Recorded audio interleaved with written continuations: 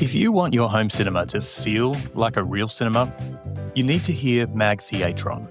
With more than 20 years' experience in commercial theatres worldwide, Mag's award-winning speaker systems deliver the same cinematic impact, now purpose-built for residential use. Made in Ukraine and engineered in-house, up to 95% of every transducer is Mag's own design. From high SPL loudspeakers to infrasonic subwoofers and DSP-loaded amps, Mag Theatron is the real deal. Exclusively available in Australia through Integrate Unlimited. If you've ever wished for a design partner without the overhead, meet Colosseum. Launched in 2024, Colosseum is a white-label design and engineering service built specifically for integrators, whether you're new to the game or running million-dollar installs. They turn basic floor plans into detailed, high-impact cinema-ready documentation, brand agnostic, collaboration first, and led by industry veteran Paul McLean. I've seen the work myself. This is world-class support for serious cinema projects. Colosseum, your behind-the-scenes design team.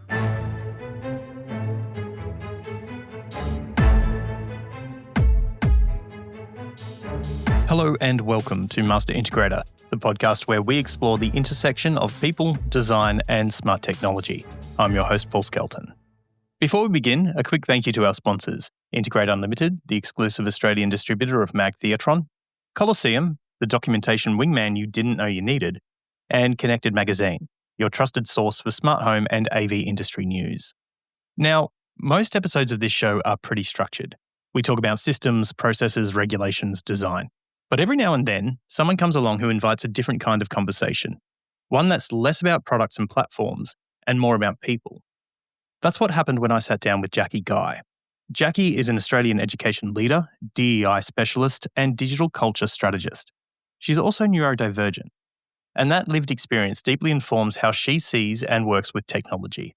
We spoke about what it means to design with neurodivergence in mind, not as a niche or a checkbox, but as a baseline for doing better work. And I should mention, throughout this conversation, you'll occasionally hear a parrot chiming in from the background. It's real, it's loud, and it's kind of perfect, because neurodivergence, like that parrot, doesn't always stay quiet. It doesn't always fit the format, and that's the point. In this episode, we talk about sensory overwhelm, cognitive load, interface design, hiring practices, communication, and co-design, and how all of it connects back to the systems we install in people's homes, schools, and workplaces. This isn't just a conversation about accessibility. It's about better outcomes for everyone, whether they know they're neurodivergent or not. This is Master Integrator. Here's Jacqui and her parrot. So I was diagnosed with ADHD at 40 and paid, I don't know how much you know about the diagnosis game at the moment, but it's not easy. And you can pay, to fast track your application. If you have the money, you can kind of pay to get someone to see you more quickly, which makes my eyebrows raise in a few different ways. But from that ADHD diagnosis, I then realised I also have autism, but at the moment that's self-diagnosed, and that's again because of the barriers to diagnosis and the waiting game. I'm of the opinion that self-diagnosis is pretty valid at this point. I think that a lot of people can't actually get the actual diagnosis, or perhaps there's reasons they don't want to, that they're happy just self-diagnosing and don't want to go through that kind of path. The things that sort of got me thinking a lot about neurodivergence was that I'd been really masking for most of my life, very high functioning masking, but that I wasn't feeling comfortable in many components of my life, including at work and even raising my kids. I was there going, I feel like I'm pretending.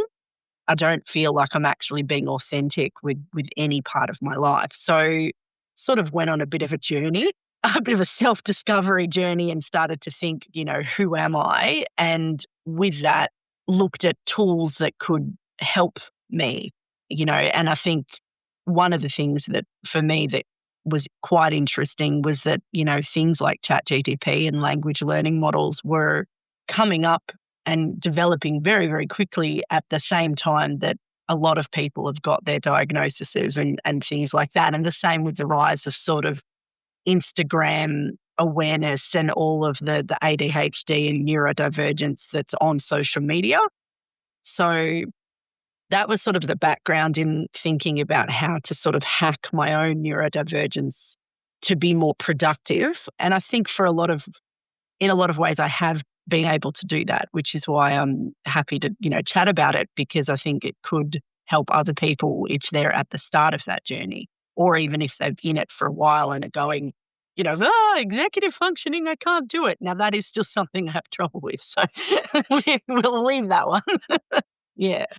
So 40 seems quite late to be diagnosed with ADHD or autism. Mm. I guess with what you've been looking into around the world of neurodivergence, is it common or is it quite uncommon to be diagnosed this late? I think late diagnosis is very, very common at the moment in women. Also, if you hear my bird in the background, I'm apologizing in advance, but my parrot loves a chat, so he might be telling you important things as well, and I apologize for that. Yeah, I think women, late diagnosis is definitely happening, and it's often in conjunction with their kids being diagnosed or them sort of embracing a gentle parenting or a trauma-informed parenting sort of attitude, and then looking at the way they were raised, and then it sort of spirals out from there, and they go, wow, I think I've got autism. And, it's often probably because girls and women were underdiagnosed for so long that it's sort of now it's playing catch up. Yeah. Talk about neurodivergence, and most people would instantly think it's autism or ADHD. But obviously there's a lot more to that. So I guess in terms of when we talk about neurodivergence, how would you explain what we're actually talking about to someone who might not be familiar? Yeah, it's a good question. I don't know if I can answer it. I know that it involves many, many, many different things under the one umbrella, dyslexia, dyscalculia, all of those kinds of things that were flagged as learning disorders are also fall under neurodivergence. And I know that even complex post-traumatic stress disorder is, in some people argue, is also a form of neurodivergence, or even just the way we respond in our sort of trauma processing routine, it can manifest as types of neurodivergence. So I think as we go forward, we're going to see more and more people identifying as neurodivergent because the definition is so broad. It's sort of, I have some problems with executive functioning, or, oh, wow, I have really bad rejection, sensitivity, dysphoria. Maybe I'm neurodiverse too, and they may be. And I think it's sort of this, I don't really like the idea of the low needs and high needs. I think it's probably way more complicated than that because each person's journey and life experience is different. But if there's certain parts of your life that are causing you problems or causing you pain, as well as all the positives of neurodivergence, because there are a wonderful amount of positives, but it will sort of, I think a lot of people are looking at themselves more, sort of looking at themselves and their upbringing and their response to life differently, and, wanting to tackle some of their own trauma that they've either inherited or developed as an adult. And I think the neurodiversity plays into that a bit as well. I don't know if that made sense. It did. So you mentioned some of the positives then about neurodivergence. So what would some of those be? So I think the positives for me is things that I think a lot of people would say are positives. The hyper-focusing is a skill. The fact that I really can, if I lock in, I can really lock in, and I don't, I can solve problems and be functioning at a very high level with high efficiency and, get 8 hours work done in 3 hours. I can't do that continually though. And so that's where you sort of have to look at things like burnout and things and go, well, you can do that. You can definitely do that, but you can't do that every day. You need to then schedule in some downtime.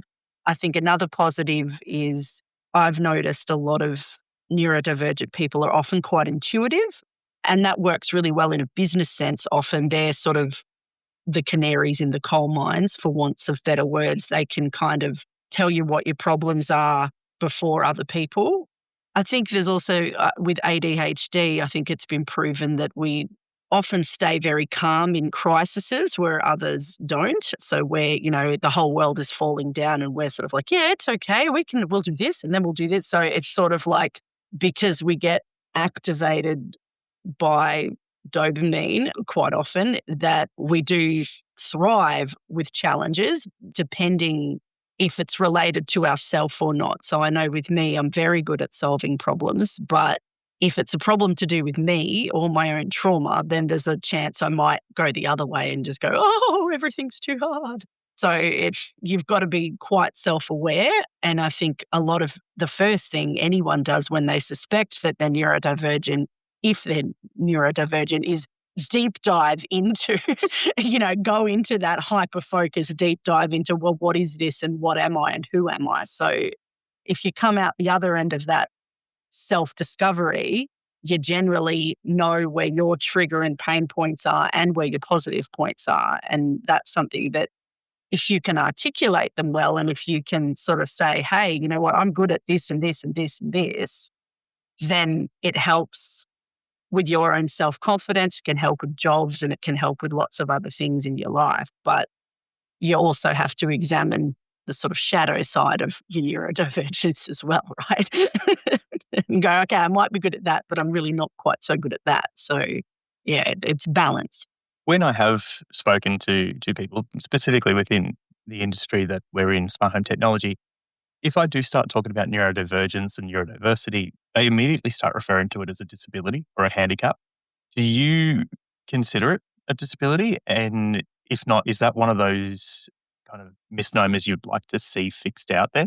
I don't consider it a disability, but again, I think there's so many different ways that neurodivergence can manifest that for some people it is disabling. And I think for me personally, I have days where my neurodivergence, I would say, I wouldn't say disable because I think it's too strong, but it hinders me kind of useless. But what I would notice is it's not necessarily in the way people think. For me, and I think that this is what we'll notice more with neurodivergence, is more articulation on what it is that is disabling. It's not that I can't concentrate. I do have problems with that, but I know how to do it if I need to. It's more complex and nuanced than that. So it's, if I'm already in a sensitive mood and I notice that, someone looks at me strangely or sort of says an offhand comment that absolutely doesn't mean anything.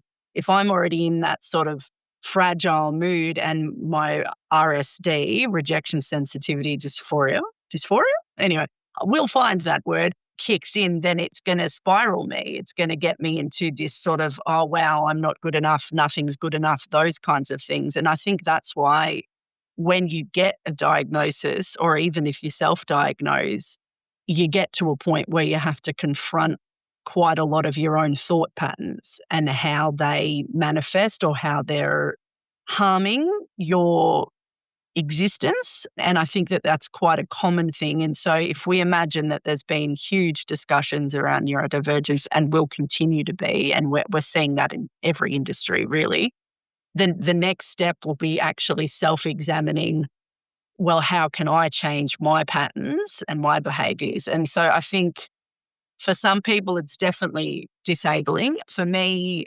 most of the time I'm okay with it. But I do think that for jobs and for work and for, students at school, that there should be more consideration, and for service design as well, there should be more considerations of that your audience or your cohort are potentially neurodiverse and don't even know it. And if you sort of look at universal learning principles, it doesn't hurt anyone to be treating everyone like neurodiverse. So it's not like it hinders the neurotypical people in any way. It's sort of like, well, if we treat everyone like they're neurodiverse, we're getting them to a good equity level of the world, really, because you're not hurting people that aren't neurodiverse if you approach it from that way. So that touches on a subject I did want to bring up before we go down the path of technology itself. Yeah. But most of the people who are listening to this will be tradespeople. So they are working with a very wide, broad variety of clients. So you mentioned they're treating everyone like they be neurodiverse. What would that look like in practice? So how does a tradesperson who might not have ever been really exposed to it or unknowingly exposed to someone who is neurodivergent, how do they approach that and bring that into how they treat people? Yeah. I think one of the main commonalities with neurodiverse people is clear communication. I know for me personally, I think it's because I have very good pattern recognition and I'm pretty observant of people's faces and people's body language. And if their words don't match their face, and I don't know if this is like every neurodiverse person, so I can't speak for everyone, but I know for me, when I see something that doesn't match, it's very hard for me not to get triggered by that. It's very hard for me to not go, okay, why is this person doing that? And in the past, it was easy for me to assume that it was something to do with me, that they were doing that. So I think one of the things that everyone should get better at doing is being very clear with what they're saying and very authentic with their communication, because often neurodiverse people will see the inauthenticity. Even if they can't articulate it, they will see it. Maybe they won't clock it. Maybe they won't even be able to say, hold up a minute, your face doesn't match your words, but they'll internalize it. They'll know it's there. So I think that one of the biggest things is clear communication, clear direction. And of course, if it's in a work context, I would say clear instructions in multimodal ways. So understanding that don't just tell someone because they may not be listening. You need to tell them and send the email and possibly then check that they've understood it. So go back to, if you've ever had any teaching experience, you go back into those concept questions, like, so Paul, what are we going to do? Just to check that they have actually understood it. Because I think one of the main issues is the communication piece. It's that there's not necessarily clear communication from either side, and there's a lot of cross wires of what's expected and how it's going to come out. So if an integrator does get into a situation where they have a neurodivergent client and they might actually experience a triggering scenario inadvertently or hopefully inadvertently, how should they be dealing with that? Do they remove themselves from the situation? I mean, how would they handle that? I think that would be almost dependent on each person, because often if someone is triggered and they don't actually even realize they're triggered, it's getting into a situation of, there's a lot of different things you can do, but I think one thing would be to let the other person have processing time on their own response to it. So if someone has responded in a way that you're a bit like, whoa, that wasn't the reaction I was expecting, letting them process is probably the first thing that you're wanting to do. And if that person is still triggered or has then sat down and thought through why they responded like that, they would probably come back to you and say, hey, Paul, I'm sorry yesterday if I shouted at you, but and then so it's about repairing that communication. I don't think it's necessarily able to be removed. I think there still will be communication problems, but letting someone sit with it afterwards and think about why they responded like that is probably a good first step. I know for myself, I'm at a point now where if I do get sort of emotionally triggered, I actually just articulate it to the other person. So not I'll just say, I think I'm having a bit of an emotional response to that. Let me sort of sit with it for a while and I'll get back to you, because I need to think, why am I responding like that? And it may not have anything to do with the current situation. It could be something that happened to me when I was 12 and, you use the same word and suddenly I'm back thinking about that. So I think there needs to be goodwill on both sides there. I think that it's about doing the work on your own sort of trauma. And if you're having responses that you're like, whoa, why am I doing that? Having a look at that, but also making sure that communication is clear and, solution focused, not kind of going on random finger pointing kind of things is, I would say, one good thing to attempt anyway. So what if instead of a client, you actually employ someone who's neurodivergent? What kind of policies, practices should you have within your business? Because we are talking to a lot of small business operators. How can they help someone who is neurodivergent to be an effective member of their team? Yeah. So I think they need to look at reasonable adjustments and think and have that discussion with the neurodivergent person. In each case, it's going to be different. I know I work from home where I work because me in an office just doesn't work. Like I can go to the office and I can be the most social butterfly of the office and make sure everyone knows who I am and have a chat to everyone. But in terms of if I actually need to get shit done, I cannot. It's too loud. The lights are too bright. It's great that everyone wants to chat to me, but I have problems moving from one task to another task. So if I need to work on something that is intense focus at my desk and I'm consistently having people coming up, oh, hi, Jacqui, how you are? I can't do both. I can be the social butterfly and I'm very, very good at it, or I can do the intense focusing, but expecting me to be able to switch between those two is very, very difficult to me. So thankfully I'm at a job where I can work from home, but I think that would be one thing. And I'm not sure if that's for everyone, but I think it's a pretty common thing for neurodivergent people to have trouble task switching.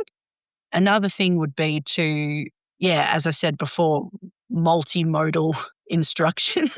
So making sure that your instructions are in more than one format, double checking, making sure your instructions are explicit in things that you want done, because they may not be fully listening if it's a meeting with 6 other people and, you sort of say, okay, so Paul, you're going to do this bit.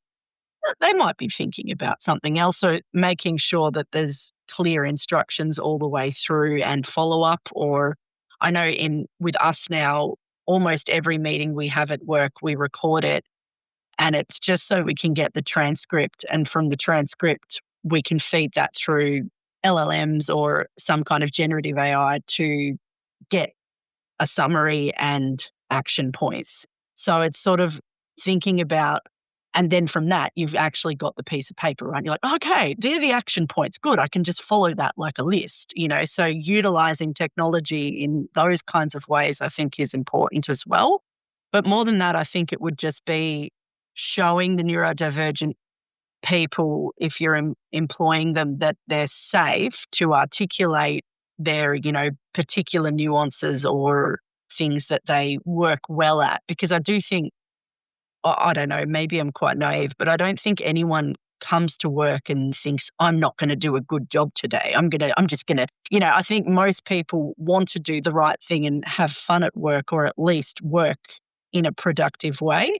It's just about finding ways to ensure that that productivity is met. I know that I have one staff member that he's an absolute night owl, and, he identifies as neurodiverse, and I'd sort of say, yeah, right, you don't have to work 9 to 5. You can work 3 to, actually, I don't care when you work as long as your work gets done, He comes to meetings if we schedule it, but otherwise I'm okay with him keeping whatever hours he wants. So it's also maybe thinking about your business structure and whether some of the parameters you've got are like accidentally leaning towards a more neurotypical experience. So it's starting to maybe question things like, well, do we have to force people to work from the office if they're actually less productive there? Do we have to say you have to work 9 to 5? Is there any reason why we're doing that? Those kinds of questions I would be looking at if I was a small business, and sort of going, well, productivity and collaboration are different from each person. So catering to them would be the first step. Yeah, and from within the smart home industry, my immediate thought is around system design, because so many people happily use contractors who are based overseas, which is a different time zone. So what's the difference in having someone local in a different, working different hours? Yeah, it doesn't really matter, does it? As long as they get it done. Yeah.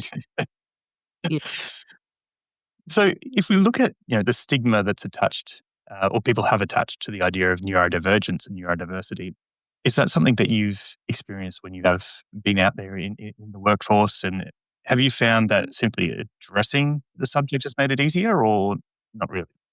Think the main thing that I've found, because I'm quite high functioning, is just people either being like, nah, you're not. And I'm like, no, believe me, I am. So it's actually not quite understanding what it is and probably the prevalence of it. So I don't think I've actually I've had a few situations where people have handled things in ways that sort of showed their own ignorance of neurodiversity, but nothing that I would say was particularly traumatic in any way. It was more just me going, oh, yeah, okay, you clearly don't know much about this, so I'll just leave you until you find out. But I don't think that that's the case with everyone. I think a lot of people do have, horror stories around it, which is why there's often a hesitancy to disclose to workplaces as well that you're neurodiverse.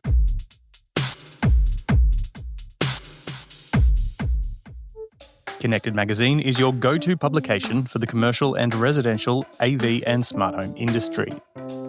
Some AV product specs can feel like absolute gobbledygook, but now CEDIA is about to do something about it. In the latest edition, Connected breaks down RP1, Performance Facts, a new recommended practice aiming to cut through the confusion and help integrators make sense of what really matters. Read the full feature in Connected Magazine and visit the website for more industry news and product launches. Links in this episode's description.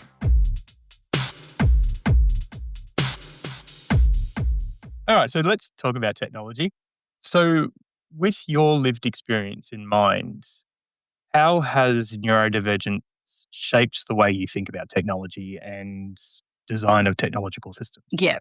So I think with my lived experience in mind and with a kind of retrospective lens, it's very obvious that I was neurodivergent and grappling with certain technological things that I think are quite common. So if we look at TV, for example, I will always have English subtitles on. I need to be reading it as well as hearing it.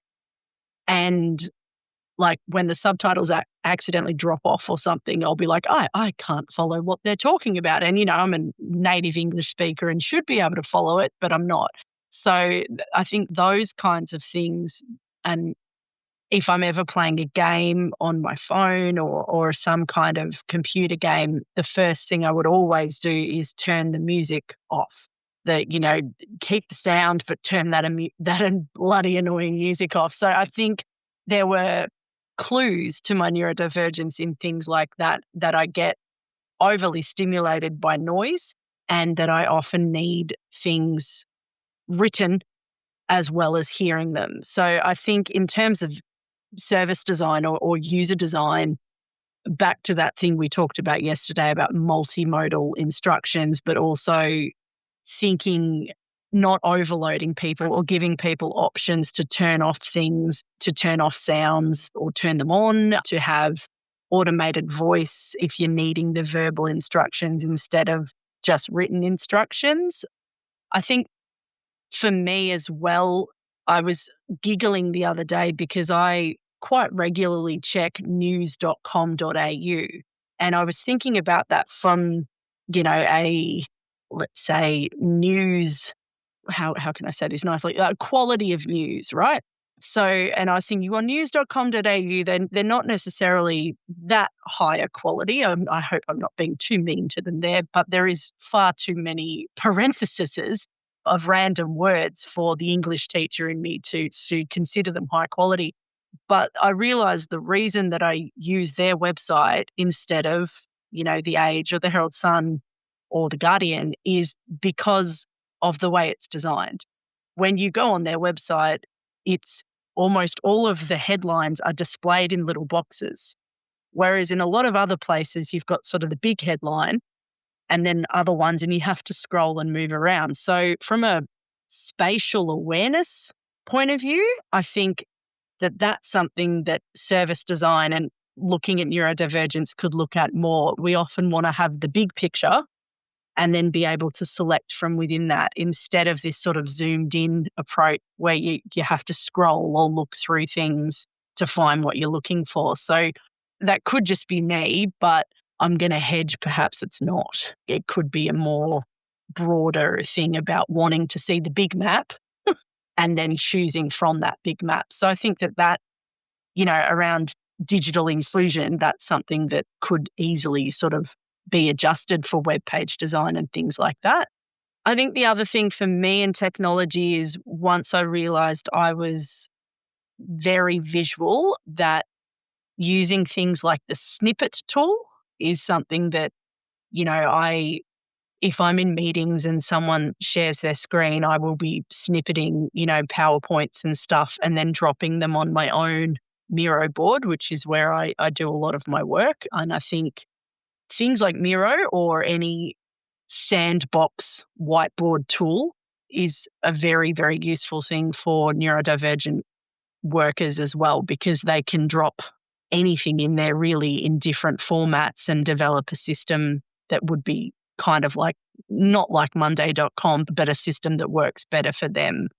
There are a couple of things. And as I mentioned yesterday, like text group chats and anything where I have to scroll, I don't have the attention span for that. So even long email chains enrage me because I'm like, why do I have to read 7 email chains? You need to be more succinct, or it needs to be all at the top. So there is design.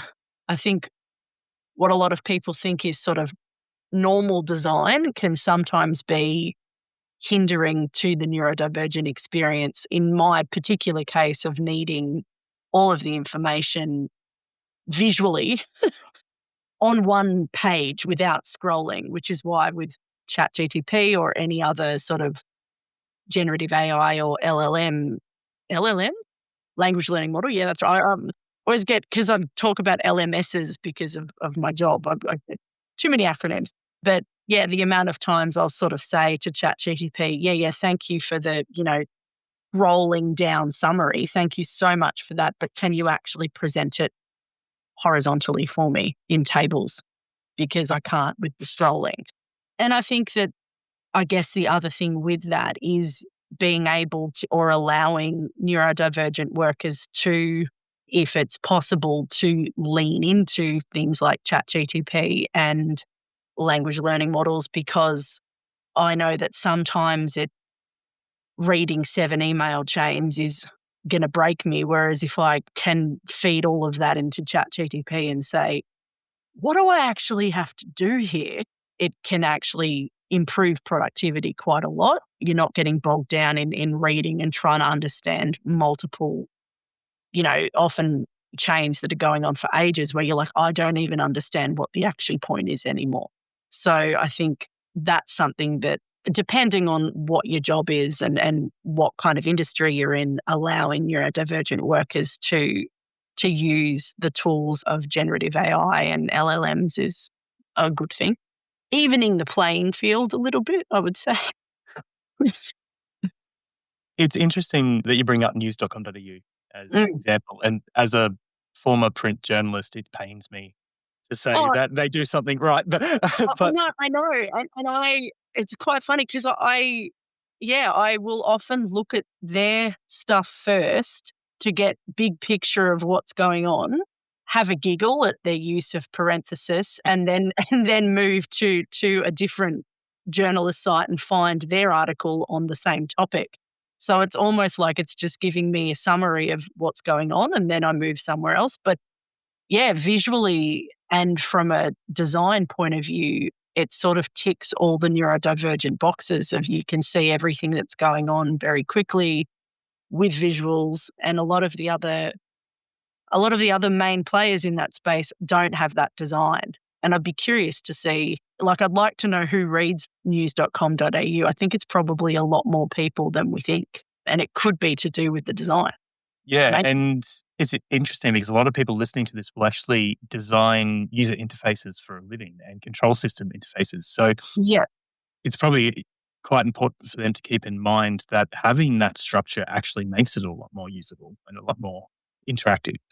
Yes. Yeah. And I think it's not, if you think about digital inclusion as a philosophy, it's, if we're looking at that from more than sort of cultural language, if we're looking at designing for equity, then making and access, I suppose, having all of that information readily available to choose is more equitable than scrolling, because as soon as you have to scroll, you may be losing some of your audience or your target market or customers or whatever, depending on your industry. So, yeah, I think it's worth noting. And maybe I know with my Miro board, which is definitely not as organized as news.com.au, but it's the same principles. It's having everything in one place and then being able to scroll, zoom in and zoom out, or moved, sort of this, imagining it more like a map than a sort of chronological or vertical information system is something that I think resonates with a lot of neurodivergent people. So how often would you say that technology designers get it right? I mean, Well, is it common or?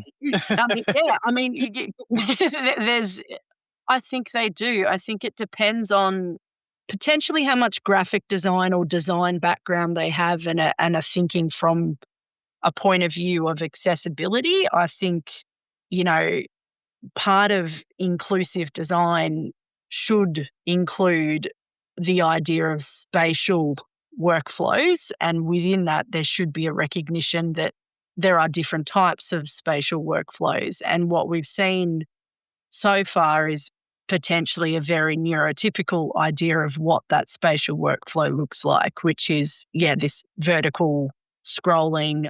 If you think about like SharePoint pages or something like that, where you click on when you've got a pull down menu, so you're clicking on that and then you have options within that. It's not bad, but it does mean that people are navigating or trying to find information for longer, and you do run the risk of them going, oh, this is too hard, and then going somewhere else. So it's about, your landing page in some ways should have all of the information at least designed in a way that you can go, oh, I want to learn about, or I want to know about this, and then click on that. And then another page opens up that has the same design. So it's sort of this babushka doll effect of getting more information through a sort of visual map instead of a scrolling or clicking and then drop down buttons and stuff. I think that, again, though, that is just me, and news.com.au is probably the best example, but I'm sure that there are others that are similar. Yeah, and I think when we think about things like captions or the ability to listen to information instead of just reading it, then that's, again, a different way of assisting in that diversity space, because, not everyone is going to want to read. Sometimes they're going to want to listen to it, but just as much it could be the opposite. They're like, oh my God, I do not want to hear this. I just want to read it. I don't want any, I'm listening to music. I don't want to hear any other thing except my music, and I want to read that at the same time. So it's about, I think, having options and then thinking more broadly about who your target user is. And if your target user is neurodiverse, then maybe thinking a bit more broadly about what kinds of things they desire as important functionality. So one thing that you did mention very briefly yesterday was around the idea of information overload. So how often would you say that you experience that when you deal with technology? Is it common?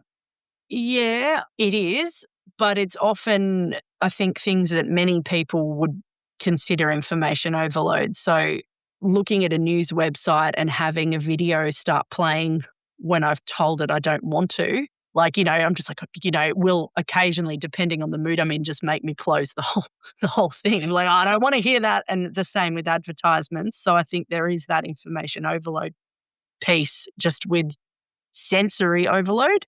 If you're wanting to read the news and you're suddenly getting a video talking at you, it's going to set you offside straight away, because you're in your mind, your intention was to read, not to hear.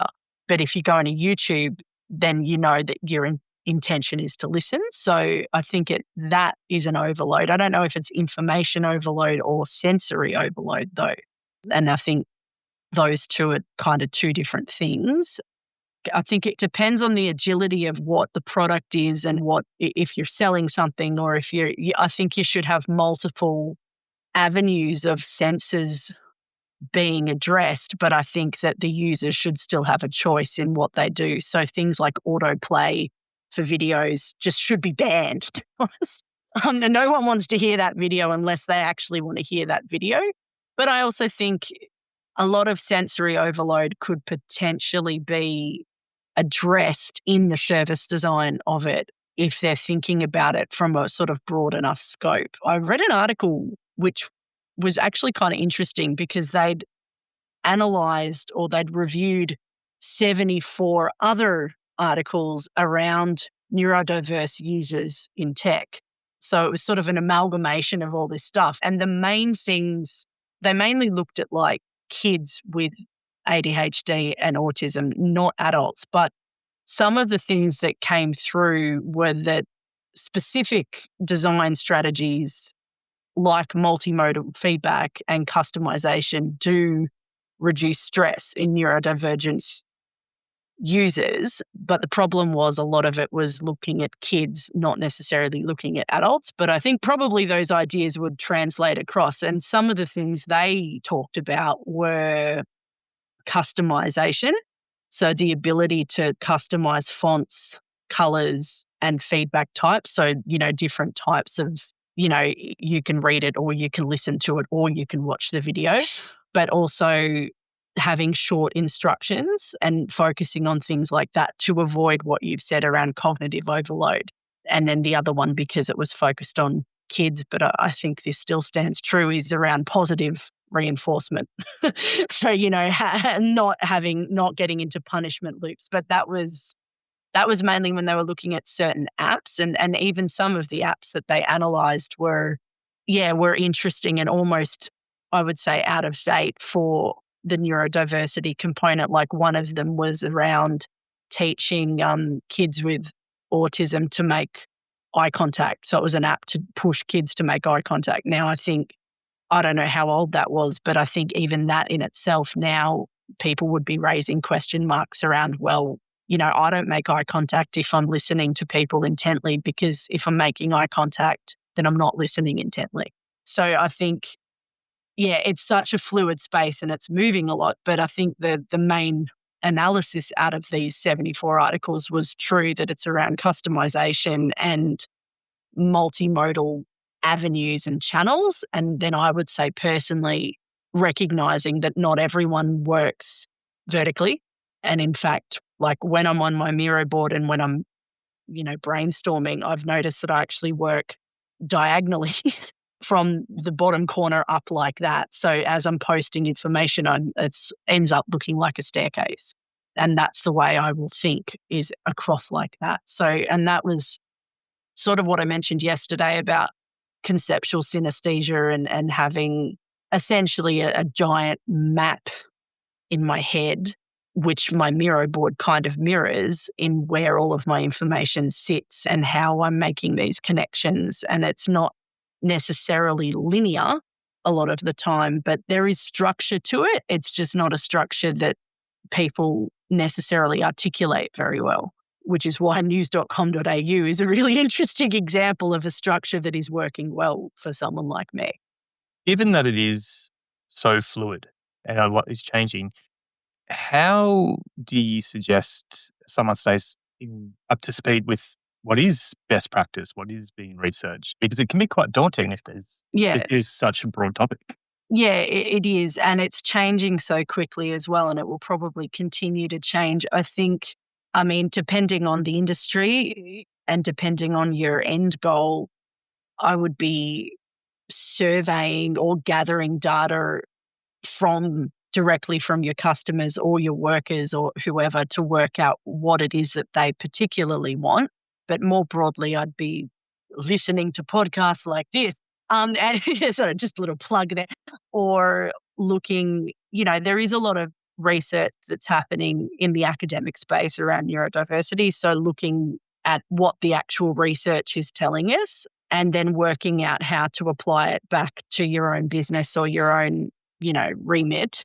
But yeah, I think one of the main things is that accessibility has been up until this point quite narrowly defined, and that with neurodivergence and the sort of explosion of neurodiversity, which I'm assuming will continue as more and more people get diagnosed or self-diagnose, that they might realize that, like the way I did, that once I realized that I'm a very visual thinker, then I was like, what I need is a whiteboard that never runs out of space, and then finding tech that actually corresponds with what I need in the way that I need it. So I think if you're a small business or any business and neurodiversity has started to become a conversation that you're having, then you need to sort of think, well, what can I be offering my staff?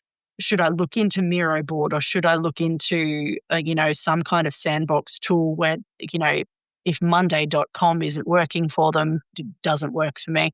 That for me is cognitive overload. Then what else could work for them? But I think it's also going to be a fair bit of self-advocacy for the neurodiverse worker or the neurodiverse customers, because if they don't quite know what they want, if they can say, I like news.com.au's website more than I like The Age's website, then you can kind of go, okay, yes, but why? But it would be better if they've applied that to themselves and thought about, well, what is it about me that doesn't like this website? Or how can I hack my own neurodivergence towards productivity or towards making sure I can still achieve my goals, and finding the tech that supports that.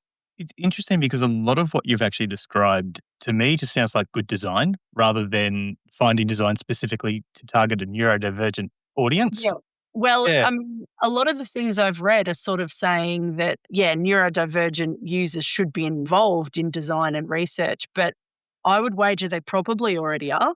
And whether they identify as neurodiverse or not is another question. But I would say that, if you look at the amount of musicians that now identify with synesthesia, right? Musical synesthesia, you can go, well, yes, that's a natural place for you to end up. And it's the same, I think, with neurodivergence.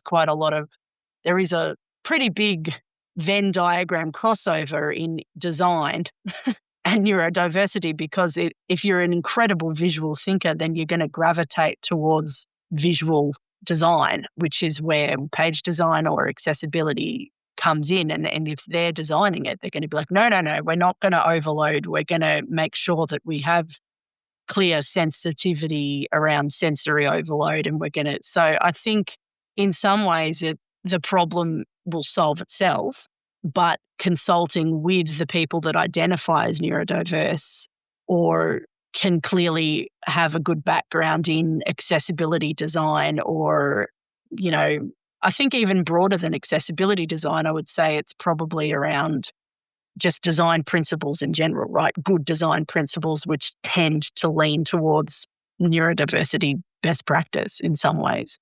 Yeah. And I think that's an important thing for system designers in the smart home industry to keep in mind, is that it doesn't have to be us and them. It doesn't have to be either or. It is fundamentally good design, which they should be doing. Yeah, that's right. And, even the 74 articles that this journal did, and the point around not having punitive measures, like if you think about a lot of corporate jobs, you've got those modules that you have to do around like IT security or, bullying.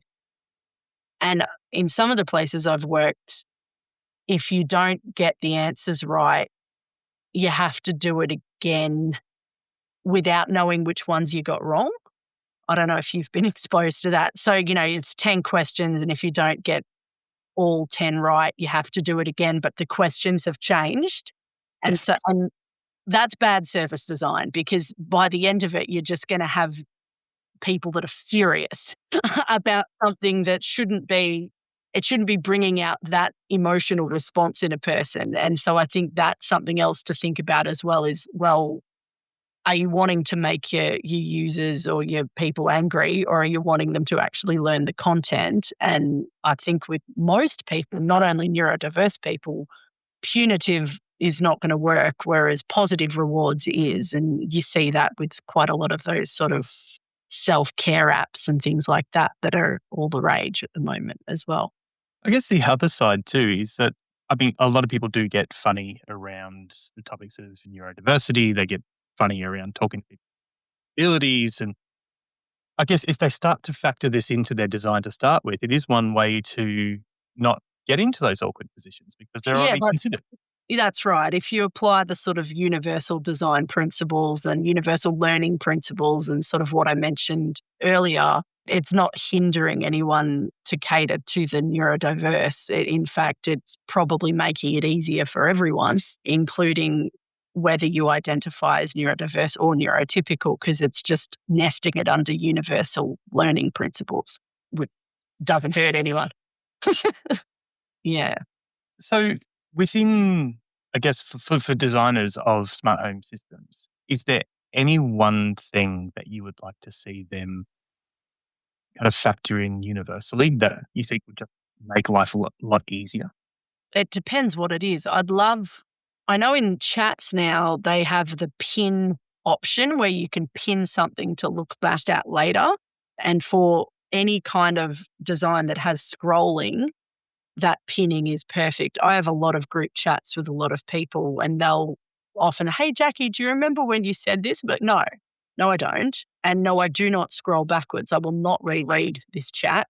Once it's off the screen, it's gone, right? So pinning options might be good, even nesting within those kinds of chats. So, being able to create a folder or a sub chat within a chat would probably help in terms of keeping track if it's something where you're needing to look back and refer to things. I'd love it if the news channels could not have the sound coming on randomly. I'd love it if that autoplay function was just permanently disabled, because I think that's just, no one needs that in their life. But I think the biggest thing for me would be to look at inclusive design for me would be the idea around spatial workflows not necessarily being up and down, but more horizontal or sort of more like a map that one can zoom in and out of, which is why Miroboard really just honestly saved my life when I started using that for various components of my life. And that was because it was, an infinite whiteboard that never, ever, ever ran out of space. Yeah, they would probably be the main ones that I would say. And I suppose depending on what your industry is, keeping in mind language and literacy as well, and recognizing if you do have a video that you should have closed captions at least as an option, and potentially working on those closed captions to not be gibberish, but actual words, because we know quite a lot of those closed captions are just, particularly for Australians, I believe, don't translate perfectly. So, working out either getting a good closed caption that can translate our wonderful accent, or doing a bit of work to make sure the captions or subtitles map what people are saying would be another one. And I suppose the same with transcribing meeting notes and stuff. That would be a good thing to see improve, so they're a bit more accurate. Yeah, another part of what our industry actually does when they hand over a system to an end user is around documentation and education. So, I mean, good practice or best practice is to actually sit there and talk the homeowner through the interface so they actually understand it and let them interact with it while you're on site. But I also know a lot will just dump a multi-page document, a user manual, and say, well, there you go, that's how you use it. From a neurodiversity perspective, I would imagine that is horrible practice. It wouldn't be for all of them. I think some neurodiverse people love a good set of written instructions, and can process all of it. And I think about my dad, and my dad loves a good set of instructions and can go nuts with them. I would find that difficult. And I would think actually a lot of neurotypical people would find that difficult too. And I think part of good customer service, I suppose, would be then delivering that end product to the people in making sure that they understand how it works. And so delivering that through, you can have your big written manual and that's going to be what you refer back to, but even having drop-in sessions or, multiple ways where people can play around with it and ask questions in a low-stakes environment before they have to use it, and having a continuous point of contact for the people that get a bit iffy around new tech. Because I think the other thing that a lot of people are dealing with is there are an awful lot of systems. My work is just changing to a new pay system, and I'm giggling at the issues that are going to come with that. And it's not that they're going to do everything right. They're going to send out written instructions. They're going to send out snippets with, circle this bit and click here to do that. And they'll also hold sessions on it. But it's still that I think everyone, neurodiverse or not, are almost at their wits' end most of the time with systems and information overload. So getting them to learn another one is, you're going to hit barriers straight away because they're going to be like, oh God, I don't want to do this. So, and I think about, so I have an iPhone and I've had an iPhone for many years, and quite a lot of people say, oh, you should really move to an Android. And I go, no. I cannot, I will not learn a new system now. I am unfortunately deep in the iPhone world and I won't get out of it. And I think that depending on the age of the people involved in the new system that you're trying to roll out, you will be hitting up against system fatigue before you even step in the door. So any way to kind of ease them into the swimming pool instead of throwing them in the deep end will probably work better than just giving them the new product and the manual. But I don't think that's a neurodiversity thing. I think that's a capitalism and work thing where we do, I don't know how many systems your work has, but mine has an awful lot that I'm meant to be on top of. And most of the time I am, but if I don't use something for a couple of months and then I have to go do something in a system, I'll be like, oh God, I don't remember how to do this. And thankfully we have people that I can, message and be like, oh, can you just hold my hand while I remember how to log into this thing and what I'm meant to do? So probably having experts that are within the company that can help people like that is a good thing as well. It's funny you mentioned Monday.com because the organization I work for just moved there and I hate it. I hate it with a passion. It just makes no sense to me whatsoever. Yeah, I can't. And funnily enough, they do the horizontal thing, right? But I'm just like, I don't quite know what it is that I'm pushing up against with it. But I've tried many times and in the end went, no, I'll just manage my own life on my Miro board because my system works. But yeah, we have it for a couple of projects. And the thing is, it's quite renowned as quite a good product, but I'm not quite sure what it is that makes me kind of cringe. I don't know. I think it could be the color scheme. Like it could be something for me, it could be something like that I'm just there going, They use a lot of bright colors on a white background. Yeah. And the sort of traffic light system, while I understand it, I feel like it's a bit too simplistic for projects in some ways, but I don't have a project management background, so I'm not going to bitch that out too much.